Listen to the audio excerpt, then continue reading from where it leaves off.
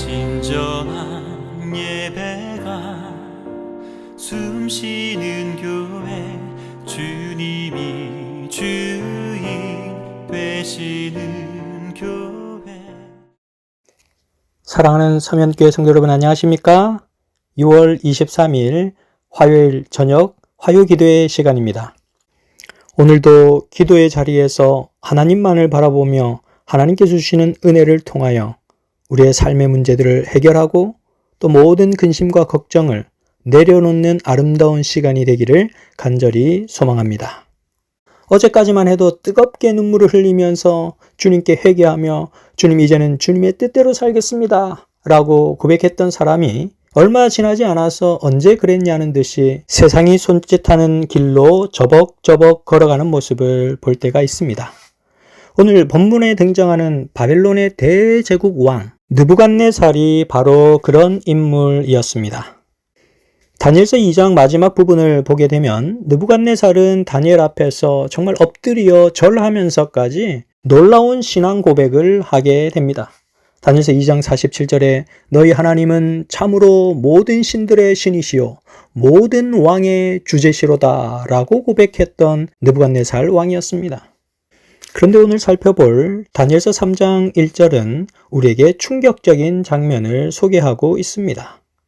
3장 1절 말씀에 이렇게 기록하고 있습니다.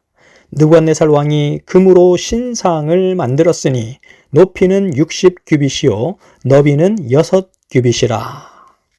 이제는 거대한 금신상을 만들고 제국의 모든 사람에게 명하여 그 앞에 절하라 라고 명령합니다. 그리고 만약 그 금상에 절하지 않으면 극렬히 타는 풀무불에 던져 넣겠다는 잔인한 독재자로 돌변해 버린 것입니다. 자, 그렇다면 느부갓네살의 그 찬란한 믿음의 고백은 어디로 가고 그는 왜 이렇게 급격하게 변했을까요? 오늘 우리는 느부갓네살의 마음의 변화의 추이를 살펴보면서 우리 자신의 신앙을 다시 한번 되돌아볼 수 있는 시간을 갖게 되기를 간절히 바랍니다. 느부갓네살 왕의 마음이 바뀐 근본적인 이유는 하나님의 말씀을 거부하고 자신의 욕망을 관철시키려 했기 때문입니다. 다니엘서 2장에서 느부갓네살이 꾼 꿈의 핵심은 거대한 신상이 서 있는데 머리는 순금이고 가슴과 팔은 은이며 배와 넓적다리는 노시고 종아리는 철이었습니다. 여기서 느부갓네살의 바벨론은 오직 금으로 된 머리였습니다. 그러니까 아주 찬란한 금나라가 일어날 것이고 지속될 것이지만 다른 나라들이 다시 일어나서 이제 그 나라가 멸망할 것이라는 예언이 되어 있었던 것입니다. 그런데 느부갓네살은 이 예언을 도저히 받아들일 수가 없었던 것입니다. 이 거대한 바벨론 나라가 내 나라가 끝이 난다고? 다른 나라에게 내 자리를 내어줘야 된다고? 난 그럴 수 없어! 라고 하는 것이 바로 느부갓네살 왕의 마음이었습니다. 그리하여 느부갓네살은 하나님을 향하던 그의 마음이 이제 과거로 돌아가서 다시 우상 숭배를 하기 시작하며 심히 그의 마음은 교만하여져서 그분에게로부터 멀리 떠나가는 왕의 모습을 보여주는 것입니다. 그리고 그에게 아첨하는 신하들이 내놓은 제안을 받아들이고 바로 금신상을 만들어서 모든 사람들이 그 금신상에 절하도록 만드는 것입니다. 오늘 여러분들의 신앙은 어떻습니까? 하나님께 주신 말씀이 분명하게 내 가슴 속에 있는데 끝까지 내 뜻을 고집하며 하나님의 음성과 그분의 뜻을 실현하지 않고 있지는 않습니까? 하나님의 말씀이 내 생각과 충돌할 때, 내 미래의 계획과 충돌할 때 여러분들은 하나님의 말씀 앞에 무릎을 꿇습니까? 아니면 내 욕망대로 인생을 온통 금으로 칠하며 내 성을 쌓고 있지는 않습니까? 사람이 그리스도인이 된다는 것은 나쁜 사람이 좋은 사람이 되는 것이 아니고 죽은 사람이 산 사람이 되는 것입니다. 그리고 그것은 성령의 역사를 통하여 이루어집니다. 그러므로 사람이 그리스도인이 된 후에는 오직 성령의 능력으로만 생명을 유지할 수 있습니다. 그래서 그리스도인이 성령을 경험하고 살지 못하면 그 사람은 살았다는 이름은 가졌으나 죽은 자가 되어버리기 쉽습니다. 바로 느부갓네살이 그러한 모습을 여실히 보여주고 있습니다. 다니엘서 3장 1절에서 2절 말씀을 보시면 느부갓네살 왕이 금으로 신상을 만들었으니 고는 60규빗이요 광은 6규빗이라. 그것을 바벨론 도의 두라 평지에 세웠더라. 느부갓네살 왕이 보내어 방백과 수령과 도백과 재판관과 재무관과 모사와 법률사와 각도 모든 관원을 자기 느부갓네살 왕에 세운 신상의 낙성 예식에 참집하게 하매라고 기록하고 있습니다. 바벨론 두라 평지에 모든 사람들이 다 볼 수 있도록 큰 신상을 만들어 놓고 이제 그 금신상의 낙성 예식을 진행하고 있는 것입니다. 자, 그렇다면 이 느부갓네살이 만든 금신상의 크기는 대략 어느 정도가 될까요? 성경에는 고가 60규빗, 광이 6규빗이라고 규정하고 있습니다. 이 정도의 크기는 어느 정도의 크기일까? 세로로 하면 27m, 가로로 하면 2.7m 정도의 크기입니다. 이 금신상의 높이가 60규빗이 되는데 희한하게도 고대 바벨론의 주신 아누의 고유의 수가 60이고 바벨론의 주신인 마르둑의 고유 숫자가 60이었습니다. 그러니까 이 금신상은 바벨론의 주신인 아누와 마르둑을 보여주고 있다라고 생각할 수 있는 것입니다. 자, 그렇다면 이 거대한 금신상을 만들어서 사람들로 하여금 숭배하게 하자는 제안은 누가 한 것이었을까요? 선지자왕 504페이지에는 이렇게 기록을 하고 있습니다. 왕은 곧 그 금머리니이다 라는 말은 통치자의 마음에 깊은 감명을 끼쳤다. 그 나라의 박사들은 이 말과 그가 우상숭배로 되돌아온 것을 이용하여 왕이 꿈에 본 우상과 비슷한 우상을 만들어 그의 나라를 대표하는 것으로 해석된 금머리를 모든 사람이 바라볼 수 있는 곳에 세울 것을 제의하였다라고 기록합니다. 그러니까 바벨론 나라의 박사들이 금신상을 세울 것을 제의한 것입니다. 이어서 선지자왕 504페이지 뒷부분을 보시면 아첨 많은 제의에 기뻐한 왕은 이 일을 수행할 뿐 아니라 그 이상의 일을 하기로 결심하였다. 그가 본 바와 같은 우상을 만드는 대신에 그는 원형보다 더 나은 것을 만들고자 하였다. 그의 우상은 머리에서 발끝까지 같이 있어서 저하되지 않아야 하였고 다른 모든 나라를 산산이 부서뜨리고 영원히 설 영원 불멸의 강대국으로서 처음부터 끝까지 바벨론을 상징하도록 전부 금으로 만들어야 하였다라고 기록하고 있습니다. 자, 그렇다면 이 금신상의 제막식에 누가 참석하였을까요? 그 금신상의 제막식에 참석한 사람들은 로마 제국의 방백들과 각도의 봉신들과 모든 정부 관원들이 참석을 하였고 또 총독과 수령과 행정관과 모사와 재무관과 재판관과 법률사와 각 지방 모든 관원이 그 낙성식에 참여하였다라고 기록하고 있습니다. 이것은 아마도 그 당시의 권력의 서열이었던 것 같습니다.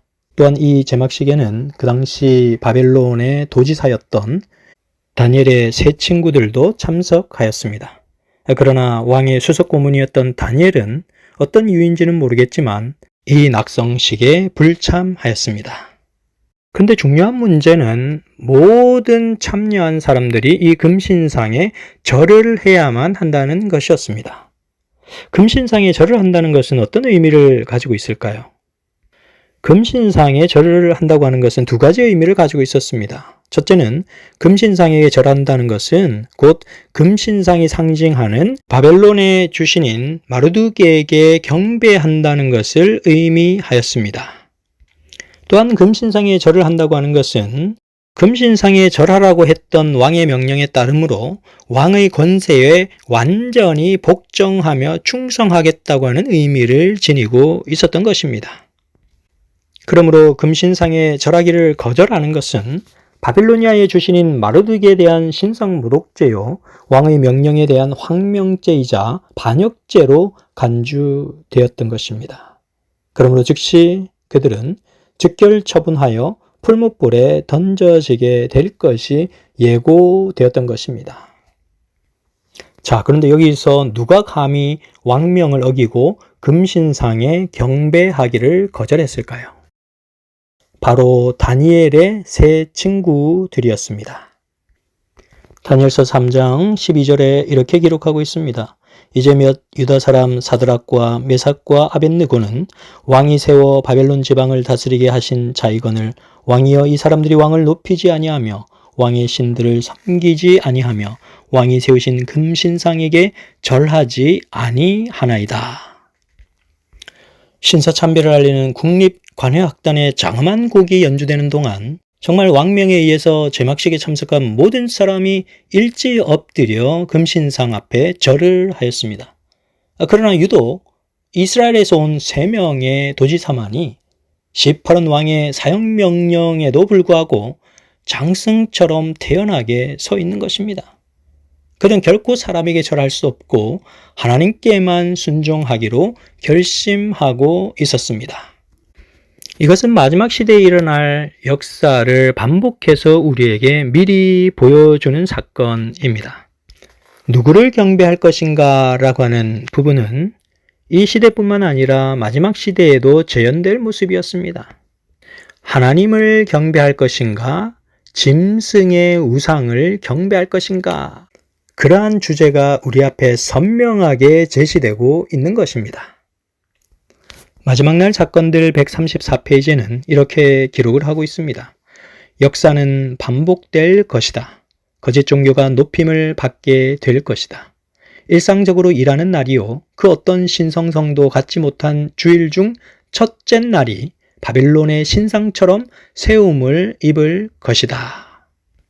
놀랍게도 이 예언은 정확하게 성취되어서 콘스탄티누스 황제의 일요일 휴업령이 내린 이후로 계속해서 모든 그리스도인들이 일요일에 예배를 드리는 아주 모순된 일이 발생하게 된 것입니다. 성경 그 어디에도 하나님께서는 일요일에 예배하라고 하는 명령을 주신 일이 전혀 없지만 많은 사람들은 그 이유를 전혀 알지도 못한 채 일요일에 하나님을 예배하고 있는 것입니다.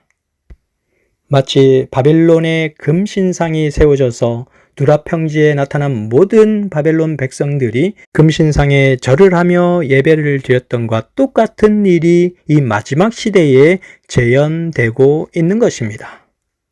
마지막 날 사건들 227쪽에는 이렇게 기록하고 있습니다.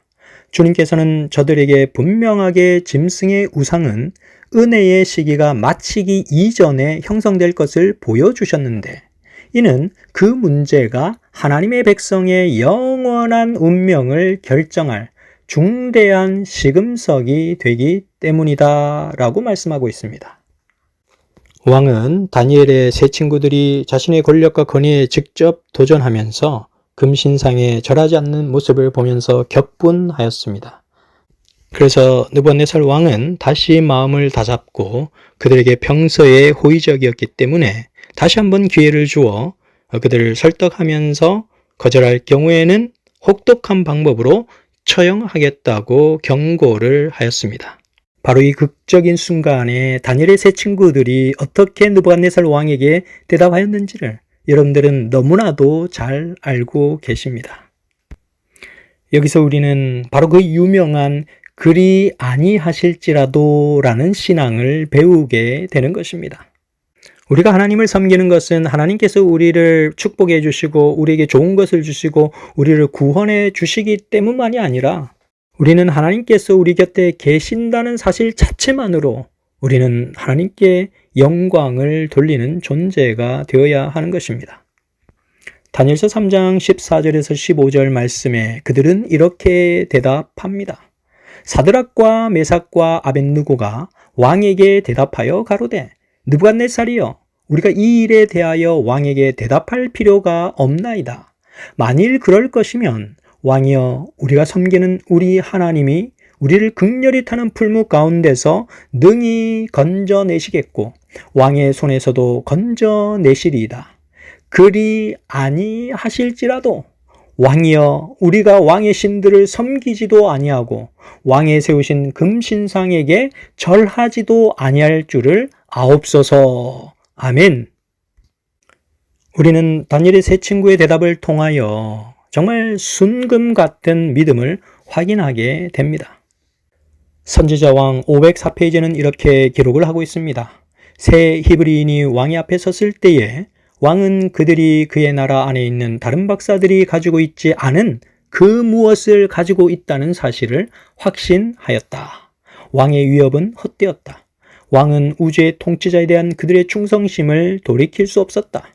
그들은 저희 조상들의 역사에서 하나님께 대한 불순종은 수치와 재난과 죽음을 가져오고 여호와를 경외하는 것은 지혜의 근본이 되고 모든 참 번영의 기초가 된다는 사실을 배웠다라고 기록하고 있습니다.